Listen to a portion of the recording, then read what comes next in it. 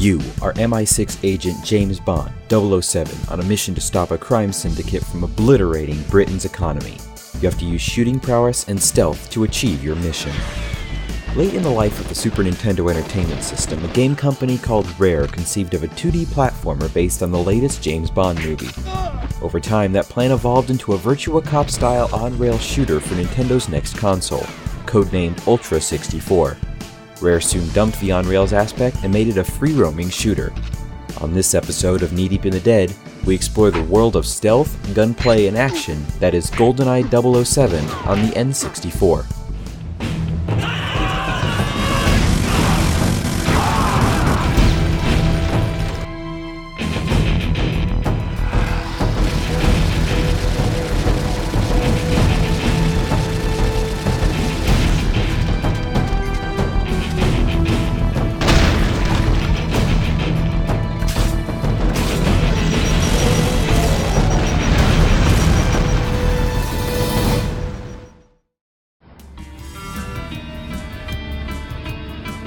Beg your pardon? Forgot to knock. Goldeneye, based on the 1995 James Bond movie of the same name, has a similar storyline to its source material. You're Pierce Brosnan's James Bond as he investigates the deadly Goldeneye satellite superweapons.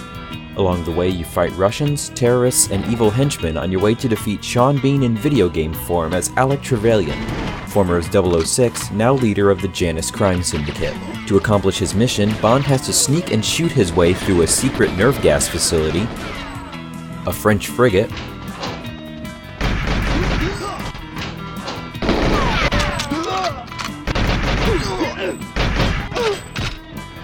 the streets of St. Petersburg at the wheel of a tank,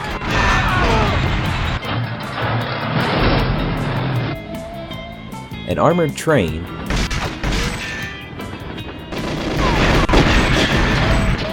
and a final confrontation with Trevelyan atop a satellite cradle. Goldeneye was groundbreaking for a variety of reasons in both technical and design achievements. Its primary achievement was demonstrating that the first-person shooter is fully capable of being played on a console, not just a PC. While its single-player campaign was well executed, Goldeneye is primarily remembered for its multiplayer component. You could play 2, 3, or 4 multiplayer split-screen on one console in several special multiplayer modes. Weapon variety in the game is one that would eventually become standard for shooters: pistols, submachine guns, assault rifles, and grenades. However, one advancement is easily overlooked. Goldeneye boasts having one of the first ever zoomable sniper rifles in an FPS. It also boasted varied mission objectives, such as those in Dark Forces, and as one of the first FPSs with dedicated stealth mechanics. In one level in particular, where you must escape from your cell, you have to locate throwing knives and sneak around until you locate your silenced pistol so you can take out the security cameras. Otherwise, infinite guards spawn repeatedly to gun you down. Goldeneye also had graphical achievements of the age, including transparent glass, effects such as bullet holes and smoke, along with the quality of the animated characters for this period of early 3D graphics. Other advancements included location-based damage such as headshots actually having an effect on how the enemies died.